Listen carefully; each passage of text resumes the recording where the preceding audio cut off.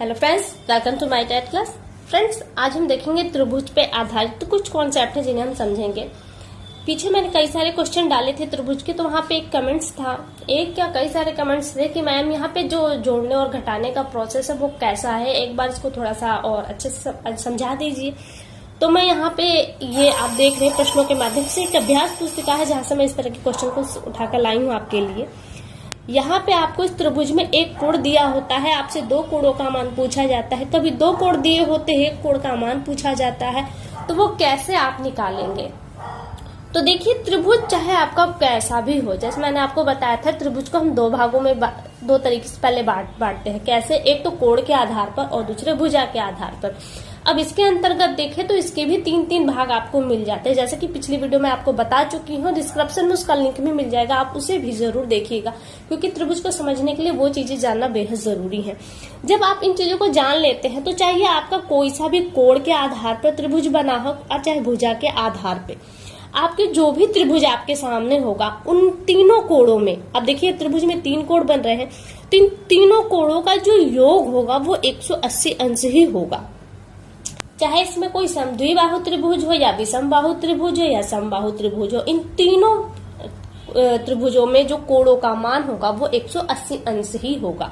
जैसे आप यहाँ पे देखिए, यहाँ पे दिया है 75, 65 और 40, इनको आप जोड़ दीजिए।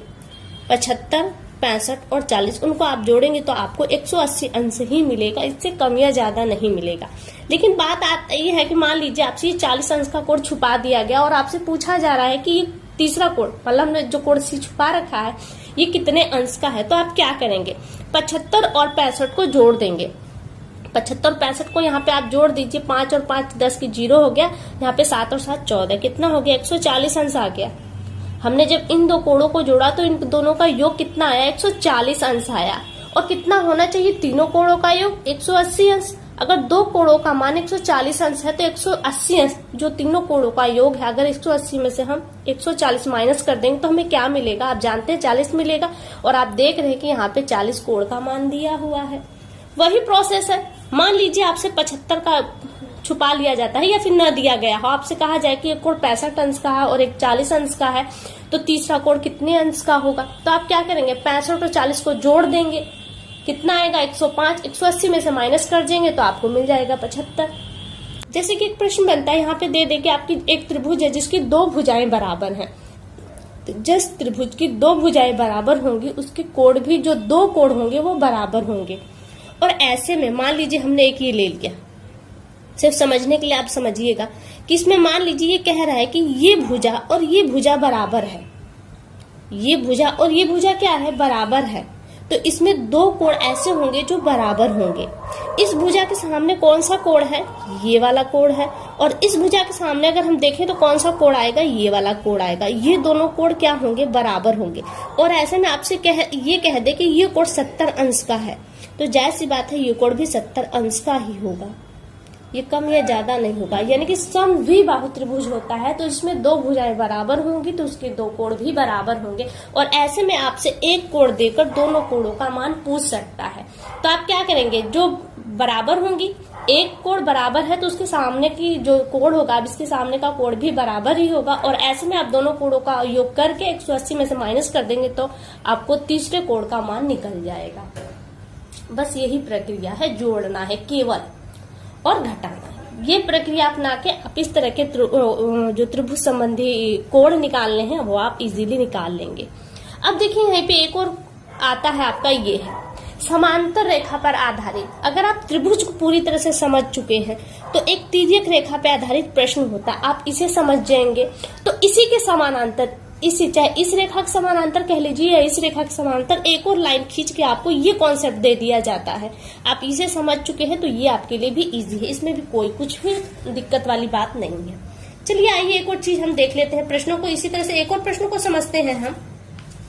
यहाँ पे देखिए एक और प्रश्न है, ये देखिए प्रश्न को एक बार पढ़ते हैं हम। यहाँ पे दी गई आकृति में यदि त्रिभुज APC, A, P और C, ये यानी कि ये जो त्रिभुज है समानांतर है किसके? एक ये त्रिभुज है इसके समानांतर है, तो BPC का मान ज्ञात कीजिए। BPC का मान ज्ञात कीजिए, यानी कि आपसे ये पूछा जा रहा है क्या आप निकाल सकते हैं? निकाल लेंगे। कैसे? पहले आप त्रिभुज के कॉन्सेप्ट को देखिए। आप देखिए कि एक बिंदु पे कितने अंश का कोण बनता है। एक बिंदु पर 360 अंश का कोण बनता है। इसे हाफ कर दे, यानी कि एक पड़ी रेखा पर अगर एक बिंदु पे हम कोई कोण बनाए, अगर ये इतना बनेगा और ये कितने का बनेगा, ये 180 अंश का। यही 2 पॉइंट ही है जिससे आप इस तरह के सवालों को सॉल्व कर लेंगे। अब आप सोच रहे हैं कि यहाँ त्रिभुज के अंदर का तो आपने जान लिया कैसे निकलेगा।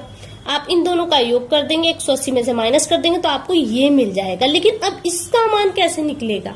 तो ये ध्यान दीजिए कि जब आप इसका मान निकाल लेते हैं, हम निकाल भी लेते हैं यहाँ पे 30 और 30 35 है, यहाँ पे 60 65 कितने का है? ये आपके दोनों कोण कितने के हो गए? 165 का, सॉरी 65 का, 100 नहीं सिर्फ 65 का। और कितने में से माइनस करेंगे? 180 में से आप माइनस कर देंगे तो आपको क्या मिलेगा? 10 में से 5 गया 5 और यहाँ पे 1 और 1, यानी 115 अंश का। ये कोण कितने अंश का है? 115 अंश का। आप जानते हैं कि एक पड़ी रेखा पर एक बिंदु पे कितने अंश का कोण बनता है? एक पड़ी रेखा पर एक बिंदु पे कितने अंश का कोण बनता है? 180 अंश का। तो यहाँ पर भी टोटल कितने अंश का कोण बनेगा? 180 अंश का। अगर 115 अंश हमें यहाँ मिल चुका है तो 180 में से हम 115 माइनस कर देंगे तो हमें ये कोण मिल जाएगा। तो अब वही चीज प्रक्रिया तो हमने यहाँ की है, समझ लीजिए, या फिर अलग से इसको घटा बढ़ा लीजिए तो हमें फिर ये कितने अंश का मिलेगा? ये 65 अंश का मिलेगा। अगर ये 65 अंश का है और समानांतर त्रिभुज होने के नाते ये कोण 65 का है तो ये कोण भी कितने का होगा? 65 अंश का ही होगा। और तो 65 और 65 ऐड कर दीजिए, कितने हो जाएंगे? 120 और 130 अंश, यानी कि ऑप्शन डी आपका यहाँ पे सही होगा। बस इतनी प्रक्रिया ही आपको आजमानी है और समझना है। चलिए एक और प्रश्न लगाते हैं हम। थोड़ी सी दिक्कत हो रही इस प्रश्न को दिखाने में। देखिए आकृति में ए बी समानांतर है सी डी। ए बी ये रेखा है और सी डी ये रेखा है।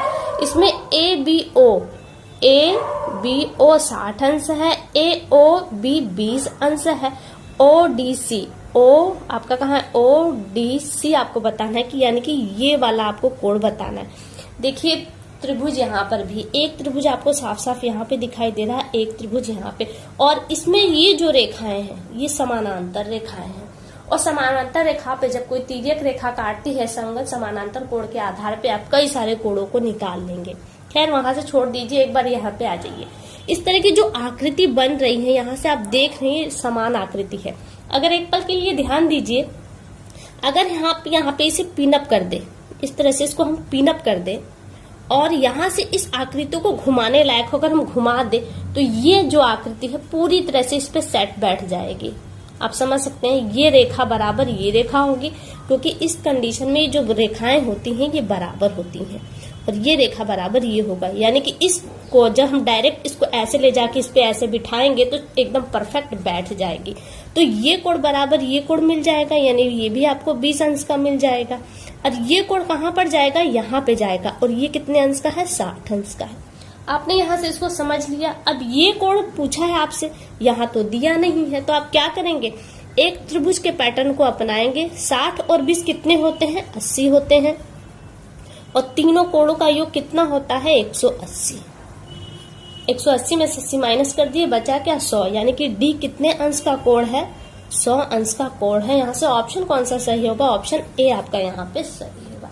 तो फ्रेंड्स जोड़ने और घटाने का जो पैटर्न है आपको बस इसी तरह से इस्तेमाल करना है और आप त्रिभुज से संबंधित या फिर तिर्यक रेखाओं पर आधारित जो प्रश्न हो या यहाँ पे जो आप जो प्रश्न देख रहे हैं इस तरह के प्रश्नों को सॉल्व करने में आपको काफी हेल्प मिलेगी। तो फिलहाल के लिए केवल इतना। अगली वीडियो में आपसे फिर मुलाकात होगी, तब तक के लिए नमस्कार।